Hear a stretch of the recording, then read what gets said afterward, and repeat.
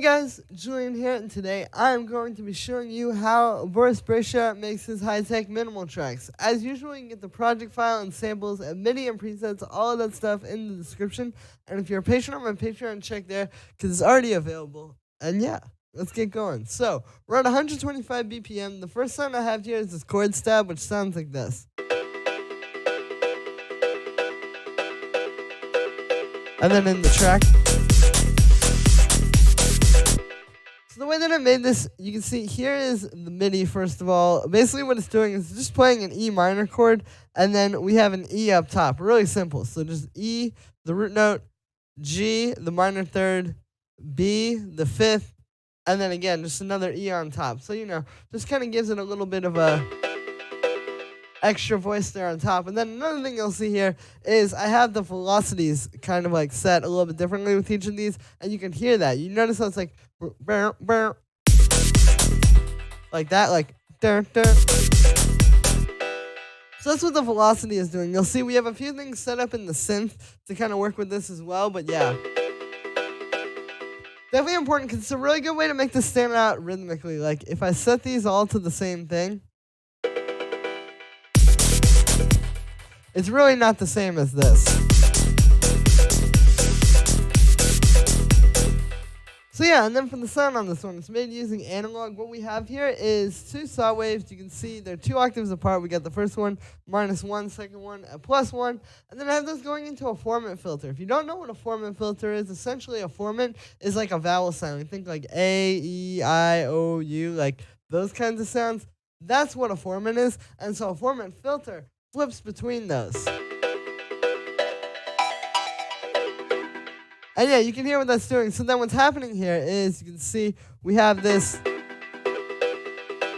There we go. We have this set like this, and then I have a little bit of an envelope on it. So then that's what's giving us kind of this cool tone here, because if you just work with saw waves and square waves, yeah, it sounds like a saw wave. But when you put it through something like this,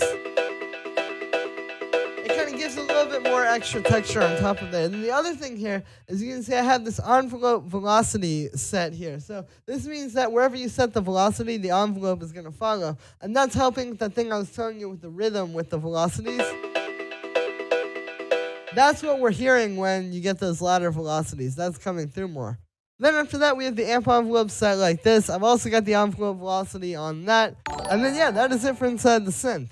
After that, we have a bit of echo, just dotted eighth notes, pretty simple. It gives it a lot of rhythm though, because if I turn this off, it doesn't really have that like ongoing sort of loop feel. But when you add the echo, and you're getting that gives you that more like loopy sort of feel. After that, we have a bit of drum bush to make it a bit fatter. And it also kind of brings out the echo a bit. And then we have a high-pass filter, and that is it for the chord stab. After that, we have the kick, which sounds like this.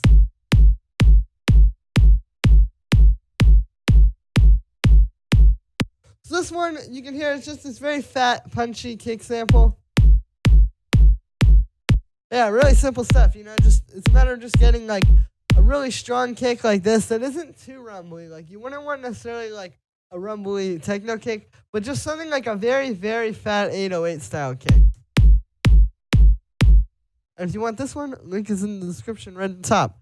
Yeah, and then I showed a bit of drum bass on that. You can see a bit of drive, bit of crunch, got the transients turned up, and that's it for the kick. Like I said, really simple, just a very fat and punchy kick. It's more about putting the time into finding / making, in the case here, making a really good sample than it is like, sitting there and figuring out all this crazy processing stuff. Once you have a really good sample, the processing just needs a little bit of punch, and it's there. After that, we have the bass, which sounds like this. It's a really simple bass line. You can see it's just journeying on E. That's the same key the kick is in. With this style, I think it's really important to put your kick and your bass in key. Like, let's say I'll put them out of key for a sec so you can hear it. You notice how it's like a little bit muddy? But then when they're in key, it perfectly lines up, and the low end overall is a lot stronger. So there you go. That's what we're trying to get here. So yeah, really simple bass line, just do do do do do do do. Yeah, just keeps the nice, powerful, droning techno feel. And then for the sound on this one, it's made with analog. So it's just 2 saw waves going into a low pass with a bit of an envelope. Really simple, plucky bass. Got the amp envelope set like that. Yeah, very simple sound. You know, you really don't need anything too crazy. It's, again, just more about getting this fat, powerful bass, and then just a little bit of stuff to make it a little bit more interesting. Like the first thing we have here is actually a bit of grain delay. So here's without this. And then with it. So you may notice that little sort of like do-do-do kind of thing that's happening when you put this on there. And yeah, that's the purpose of this. It just gives the bass a little bit more texture while still preserving the low end and stuff. You know, it's not like filtering it or anything. You can see the dry wet is super low as well, and the time is really close to the original hit. So it's really just like, again, without it. And then with it, just giving it a little bit more texture. And then this kind of comes up in the overall track. And it's like little subtle things like this that you'll see we do throughout this project file that are going to make a big difference in terms of like the texture and just overall making the track sound more interesting. And it's like, again, this is a very simple bass line. It's literally just do do do do do. So to make that interesting, you have to have something like this over top of it to give it a little bit more color. And yeah, then we just have a utility with the bass mono, because this does actually make it a bit wider. Here's without the utility. You can hear some of that low end is wide, and you don't really want that. So I'm just converting the bass to mono. So in the low end, we're still getting the effect a little bit, but it's mono, so it's not going to be an issue with like making the track hit hard or anything like that. And then we still get those stereo highs. Then after that, we just have a bit of drum bus. You can see how that's set. You know, it's really making the bass a lot fatter. Here's without it. And then with it. And then we have a compressor side chaining into the kick, and then an EQ8 just cutting a little bit of 100 hertz to make room for the kick and doing a little bit of a low end boost. And yeah, and then I have the low end in a group here with just a bit of saturation and a bit of EQ. So here's without those.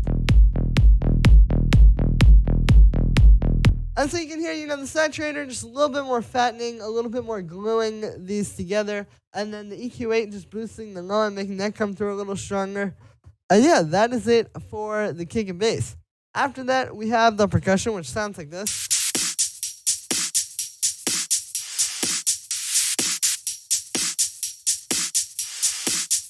You can hear this is quite busy and quite big as well. It's actually not that many elements. Like we really just have hi-hats, sweeps, snare, and then a ride, which I guess you could count as part of the hi-hats. And it's all really straightforward, right? Like everything just...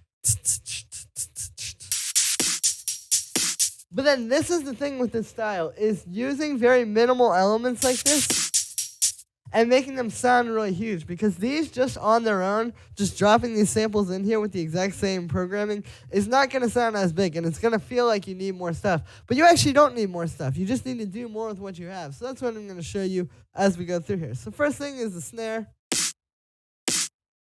You know, just very punchy, hard-hitting snare. A lot of like psst to it. So it sits nicely over the kick and bass, because it's not too like low endy, and it's more focused in the high end. And yeah, just got a bit of saturation on that to make it really hit hard, as well as a bit of a high pass filter. And yeah, then we have the ride. So you can hear this is just like a ride cymbal, and I just brought it in here and shortened it with the amplitude envelope. And so this is one of those things with like, you know, subtle things, because again, you can count this as part of the hi-hats. You're not really adding a whole lot of extra stuff. It's not like I put in some crazy percussion loop or something like that. It's a little small element, but using little things like this kind of picks up the energy, because if I turn this off and then turn it on, you can hear, again, without, and then with it. You know, immediately that picks up the energy a little bit and keeps it like, you know, going on like that. So it's little stuff like this that you aren't really going to notice. It's going to make this more minimal style, like really pick up and sound full. After that, we have these sweeps which sound like this.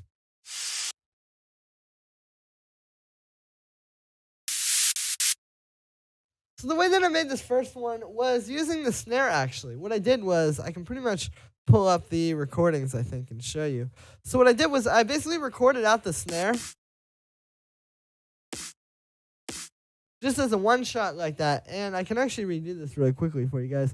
Basically, all you do is you just take, so whatever instrument you want to do like a sweep with like this one's kind of going into the snare because we have like, so whichever one you want it to be like that, basically you get your snare as like a little audio file here. And then what you do is you just chop off like a very small part of it, like maybe just that at the start so we still get a little bit of the like that's perfect. And then you just put that through a bunch of reverb, right? Like we just make it completely wet, super long reverb. And then you should get something like that. So then I had this file. Let's reverse this really quickly.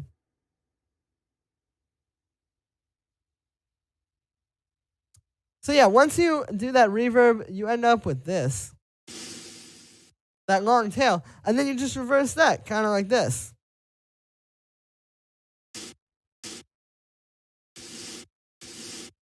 And that's how I made the sweep. So it's a really simple way of doing it. But again, it's like using the elements you already have rather than just adding in something new. You know, I could have like found something in a sample pack or done a little synth or something like that. But by doing it this way, you know, it's very simple. And it comes through as a lot more cohesive now because you hear that kind of going into the snare. And then I should have a bit of a high pass filter on that. For the second one, it's just this little sweep with white noise actually. So it's literally just white noise going through a high pass filter, and then it's side chain to the kick. And then the thing with this one is making sure the notes are staccato, meaning they're not touching each other. Because if they're touching each other, you get kind of like this weird effect. You can hear like, you don't really hear the space between the notes when you do that. So yeah, those are the sweeps, and those add a lot to the track while still being kind of like subtle and more background. So definitely a good way of doing it. That's something I noticed in a lot of Boris's tracks. After that, we have the hi-hats, which sound like this. So really simple, just one going and then one on the upbeats. You notice the one on the upbeats is actually a shaker, and it's a little bit brighter sounding. And then I have this going through some grain delay. Same deal as with the bass, you know, just gives it a little bit more texture. There's without it. And with it, again, a really good way of getting the most out of every element that you have because you're, instead of having like a percussion loop or something like that to give it texture, we're just doing it with the grain delay. And it sounds very full and detailed while still only being a few elements. Then after that, we have a saturator, which is just giving it a little bit more punch, you know, making it hit a little more. And yeah, and then we have all the percussion in a group, just got a little bit of drum bus, a little bit of EQ8. So, you know, just boosting everything a little. Here's without the drum bus. And then with it, makes everything hit a bit harder. And then we just have a high pass here and a little bit of a high end boost. And that is it for the percussion. And then the last thing that we have here is this little sort of minimal percussion loop that I made, which sounds like this. So I was trying to make one of those little percussion loops like you hear in these tracks. It's kind of in the background, but it's adding a lot to the groove. You can hear if I turn this off, the overall track, like, this just feels like the intro to me, but when you add in this percussion loop, it's giving you like this constant kind of chugging rhythm almost underneath it. And I think it's very effective in terms of just giving us that like one last thing that's going to pick up the track. So what this is it's these two operator tracks that I made. You can see the first one is just some white noise going into a low pass filter with an envelope on it, and I've got the shaper on that. I've got this auto pan, so here's without this. And then with it, you can see it's just a really fast volume modulation, so it kind of makes it like instead of just like a straight percussion, you know? Just gives it some texture, and then we have a high pass, and then on the second one, it is just playing on the upbeats. And you can see, same deal, white noise. This one's going into a band pass, and then I've got a sine shaper on that. We've got a bit of saturation on it, and then just a high pass filter. And then the group is really where it becomes like this cool loop. So I'll turn off all this group processing here, and I'll just show you sort of one by one what we've done here. And this is the way I like to work with things too. Is like if you work with these as a group, it's gonna make them more cohesive. Versus I could put this individual or all of these effects on each one of these individually, and I think it's gonna be a little bit less cohesive. And then you're gonna end up with stuff that doesn't sound as together. But yeah, so here's dry. So the first thing here is this bandpass. But you can see it's moving around quite a bit. It's pretty dynamic. I've got the set here, and then we have the envelope as well as the LFO. Then I have some delay. Just doing eighth notes. Gives us some more movement. Then we have 2 erosions.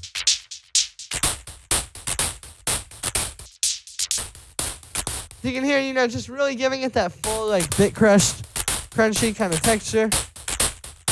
Then we have more delay. Which you can hear gives it the... So definitely using delay to add rhythm to your sounds is a great way to do it. And then the last thing here is just high pass filter.